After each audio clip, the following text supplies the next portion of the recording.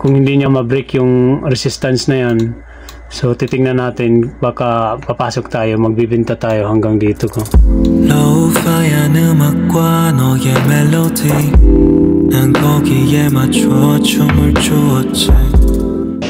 Good morning guys, so ngayon ay Thursday, it's another day, so yun yung guys no. So ito lang yung ginawa natin sa ngayon, print natin yung mug for Nimsu SSG.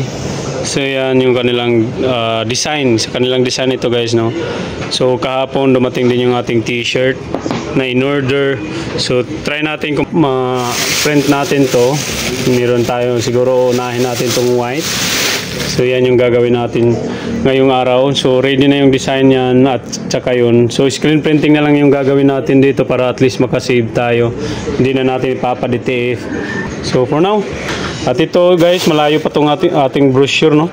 So 800 pieces yung kailangan natin dito, pero ito yung na-print natin ay 150 plus pa.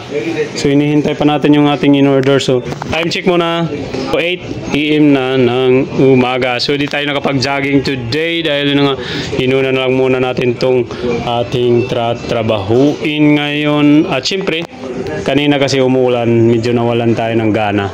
Yan. At inuna na lang natin itong ating dapat gagawin. So let's go guys, present na tayo. Continue para makuha na nila. No? Magat. Unbox sa gusto niya po. Unbox. Sige sir. COD unbox dito. Salamat sir. Salamat. So yun yung guys, dumating na yung ating order for Nimsu. So yun yung guys, dumating na yung unang batch na in-order natin. Pangalawang batch pala guys, so naunahan pa no. So ito yung para sa Nimsu no, project natin, 30 pieces na note. At syempre 800 pieces din yung ating brochure, pero kulang pa. So yan, back to back brochure no. So yan, at may tote bag pa ito guys. So yan yung gagawin natin. So orderin para natin yung tote bag nito. So 50 pieces yata yun. So for now, yan lang muna. At proceed tayo sa ating ginagawa ngayon. So ito yung ating calling ay card pala, no, card. At syempre ipiprint natin to. So yun yung nagawa natin today. So medyo naging productive tayo today kahit papaano no. So yun, ipiprint natin yung white para makuha na yan bukas. At ito gagawan pa natin ng screen. So yan yung screen natin. Isang screen lang naman yan. So let's go, proceed na tayo. So ito yung ating na panalunan guys. Yan. Nimsu notepad, tote bag at saka pliers. So yan yung quantity niya. So yan, for now. So proceed na tayo sa ating kailangan gawin no. So ito na yung ating i-print. So dahil yun na nga, sira yung ating A3 na printer.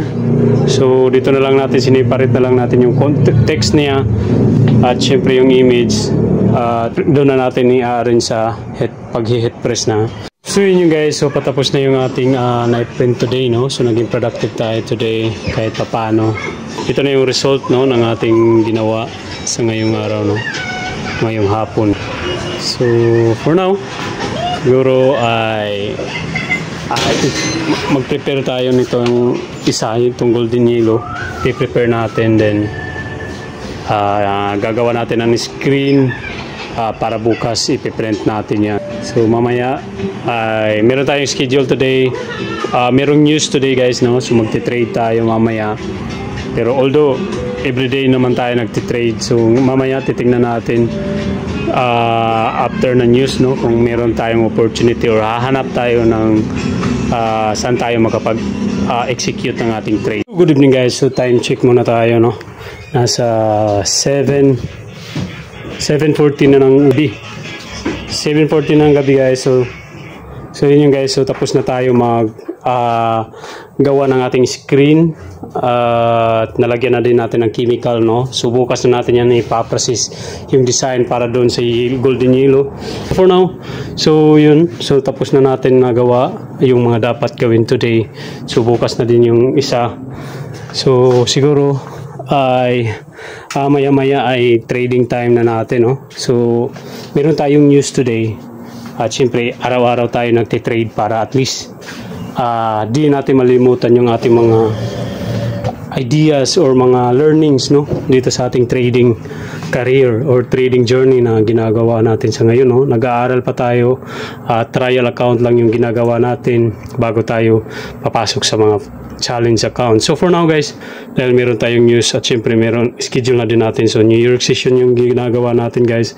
So gabi lang tayo nagtitrade, pag umaga yun yung ginagawa natin, yung ating small business. So for now, so let's go, proceed na tayo. So ngayon guys, andito na tayo sa ating trading desk. So 3 minutes left na lang para lalabas na yung ating news, no.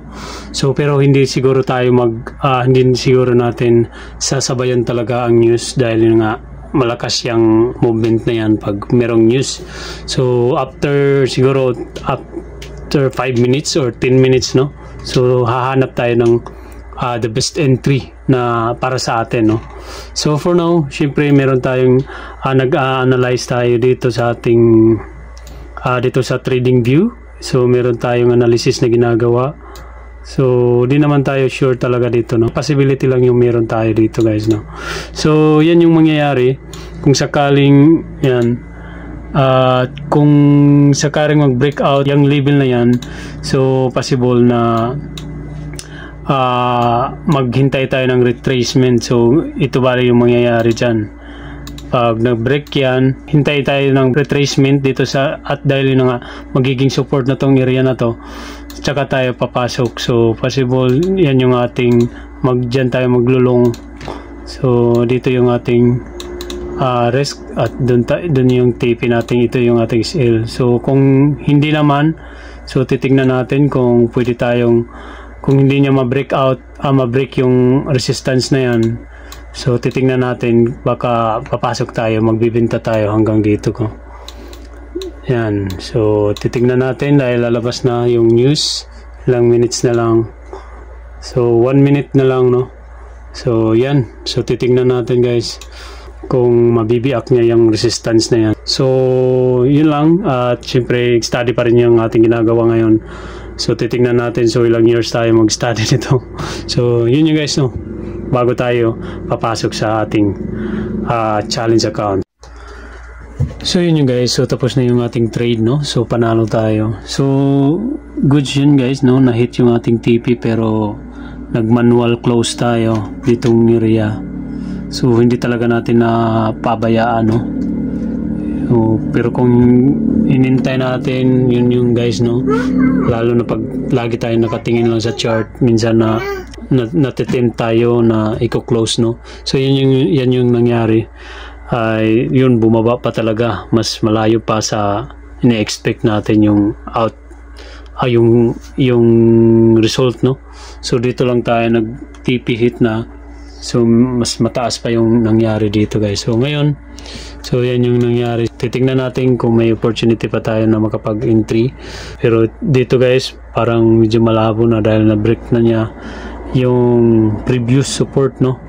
Yung support na break na, siguro bababa na yung price.